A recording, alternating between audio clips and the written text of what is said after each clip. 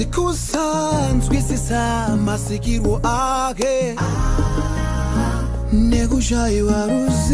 These women are optimistic that their testimonies will make a difference for the next generation. As people living with albinism, we have my rights to access to reproductive health services, but we often face my challenges like discrimination. Unochigonza hai wo vanhu vakadai here angaroorwa here angadi chichi. And then my problem atingafesa ndeye informed consent. Waenda kuchipatara zviya waenda ndiri kurwara nechakati ndiri kudawo chakati, manesi anogona kuva ignorant about that. Ogona kungoti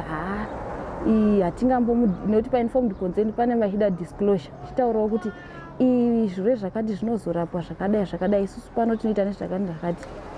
Mamwe manesi anogona kungotadza kungotaura, and then bobo mozoshandiswa sema-experimental treatment kunzi uyo ane albinism ane ronda, regedzai tidedze vanhu vachiona kuti tichiita ma-experiment etichidii, munhu otadza kureceive that treatment immediately, zvokonzera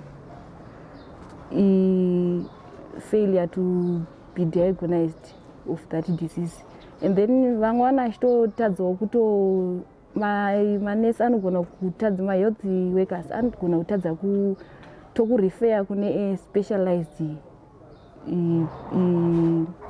practitioner anovaona zvakafanana nemaskin chichi, anogona kutadza nenyaya just ignorant nokuti vaine discriminatory behavior. Ma-marriages ma-challenges anokwanisa kuwanika ma-challenges ekuti unogona kunge usingadiwe nehama, but iwewe nemunhu wako munenge muchiwirirana, asi hama ndo dzinenge dzakwanisa kuda kukudzikisira kuti iwewe ukwanise kunge uchita kunge munhu nezvausingagoni, but iwe unenge uchigona zvakatowanda zvekutodarika iye wacho asina disability.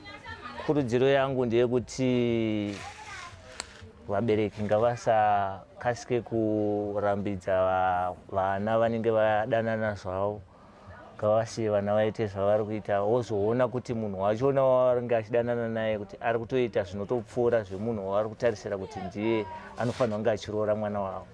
It's like nditori kuchikore nini wakomana, it's like waitonzwa waitotaura kuti acharooriwa nani kwe, anoroorwa nani ko, wamwe ukatonzwa kuti wapfimba ningi ane albinism, haya watoshaya asopererwa. Taionekwa like sekunge hatiroorwe here kana kuti hatigone mabasa anoitwa mudzimba noti hatizvare, handizoti vanhu vaimbozvitora sei. But ezvinezvi ndiri kuona pfungwa iri kuita ichibuda muvanhu kuburikidza nema-awareness ari kuitwa muno muZimbabwe, kusanganisira point inonzi women empowerment ndo imwe iri kutibatsira iyoyo, because ezvinezvi ukatarisa vanhu nealbinism wachona wazhinji wakangobva zera wanotokwanisa kuroorwa, munhu anotochata anotobvisirwa, wotozvara vana vake zvekuti tinotozvara vana manyama. It is important that people with disabilities and everyone in the community realize that most disabled persons can build their own families. I had a relationship, but when we came to the time yekuti pakuda kunzi ndichinoratidzwa kuti ndichiita meet the family, as soon as the person mentioned but ane disability, zvakabva zvangoperera ipapo.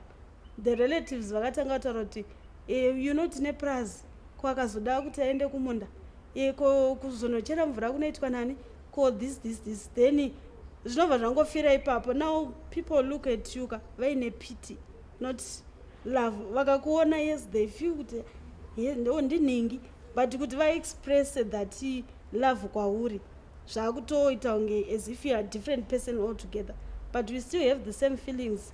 Ari able neasiri able, we're just the same because we were created the same none. My name is Shane Lawrence. I am the former Miss Albinism Zimbabwe 2021. Women and girls with albinism are going through a lot when it comes to the areas of relationships and marriages. To start off, there are some men or some families that believe that if you sleep with a girl with albinism, you'll be cured from HIV and AIDS, which is a total myth. There are many girls with albinism that are probably getting into relationships thinking that they are being loved, but when a person will have like a different agenda or a different motive when it comes to that relationships. During my reign, I would have a lot of girls that would come up to me and complain about the kind of relationships that they are getting in. For example, there's one particular lady who texted me and said, I got in a relationship with a certain guy. This guy claimed that he loved the girl. And people are in a relationship, when it's your boyfriend or if it's your husband, they think rape cannot happen, but rape can actually happen even in relationships that are there. So the girl said to me that she was raped because she did not consent of the sexual act. So now for this guy, because the girl was threatening to go and report the case to the police, the guy then said, no, I love you, I'll take you as my wife. And then she said they started staying together. They stayed together for like 3 months. And then the guy just left and ran away and went to South Africa. Now this girl was left pregnant without anything. She didn't have parents, and she didn't really have like those relatives that were going to help her. So when she came to me, she was actually looking for organizations that can help her to pull through the situation. And this is just one example, but there are a lot of cases that I got to deal with during my reign.